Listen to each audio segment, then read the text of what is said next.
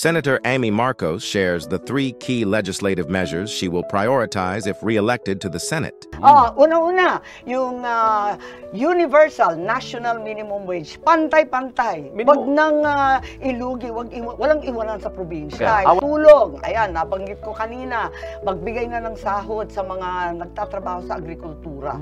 Kasi kailangan meron silang binabakapan. Parang 4-piece, kahit maliit na maliit lang, at least may tinatakbuhan.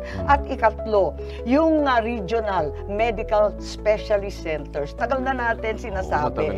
Long playing na yan, at saka may batas na yan, sana yung para mamadali, kasi hindi na budgetan. Meron namang magagandang ospital, bigyan na lang ng tulong ng ating gobyerno at buhayin na specialist. Kasi yan ang pangarap ng nanay ko, heart center, kidney center, lung center, children center. Dapat nakalat yan sa buong Pilipinas para hindi na nahihirapan nagkakasakit na pipilitan pumuntang Manila.